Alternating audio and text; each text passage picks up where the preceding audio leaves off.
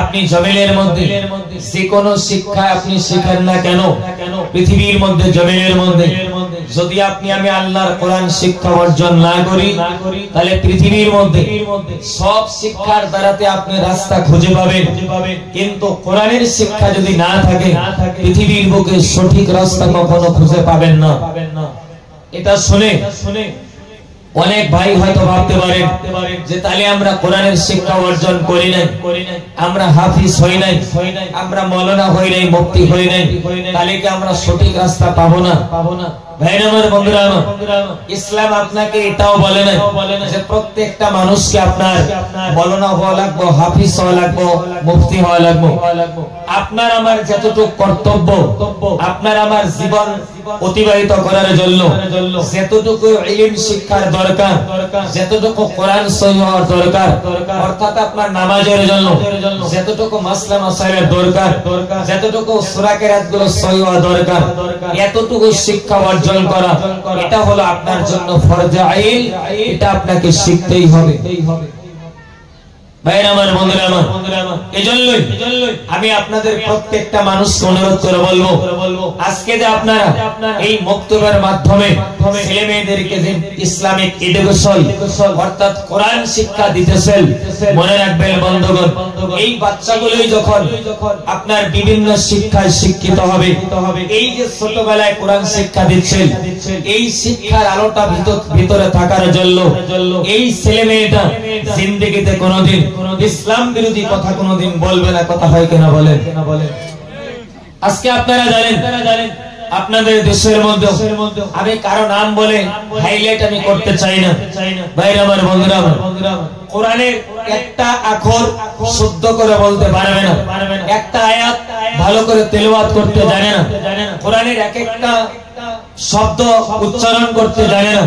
তারা দেখবেন বাংলাতে দুই একটা কিতাব পড়ে মানে কোরআনের আয়াত নম্বর বলে সূরা নিসার অমুক নম্বর আয়াতের মধ্যে এখানে ভুল তথ্য দেওয়া আছে, বলে কিনা বলেন?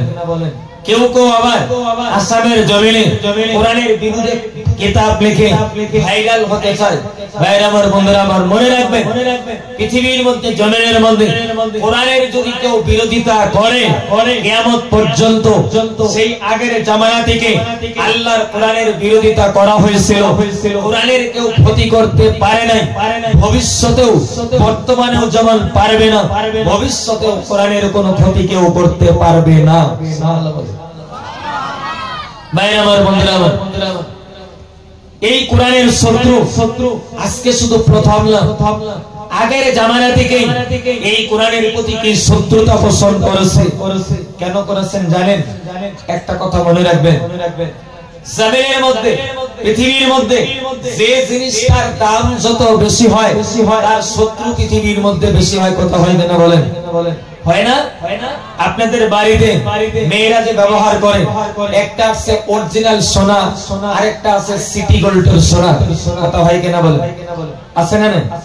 আচ্ছা বলেন, যদি আপনি বাড়িতে অরিজিনাল সোনা যদি আপনি রেখে দেন, অপর সাইডে যদি আপনার সিটি গোল্ড দেখতে সোনার মতন একেবারে ঝিকঝিক করে, ভাইরা আমার, বন্ধুরা আমার, বলেন তো কোন চোর যদি চুরি করতে যায় অরিজিনালটা নেবে না মানে ডুপ্লিকেটটা নেবে? কোনটা নেবে গো? একটু পানি দেন তো। কোনটা নেবে? অরিজিনাল নেবে না? এইজন্যই অরিজিনালটার শত্রু বেশি।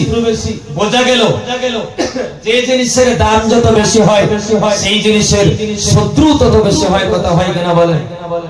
ভাইরা আমার, বন্ধুরা আমার, এই কোরআনের বিরোধিতা করেছিল, অনেকে বিরোধিতা করেছে। আমি অনুরোধ করে বলবো কোরআন শিক্ষা অর্জন করেন। করবো তো ইনশাআল্লাহ? কথা কেন করবেন তো সবাই ইনশাআল্লাহ?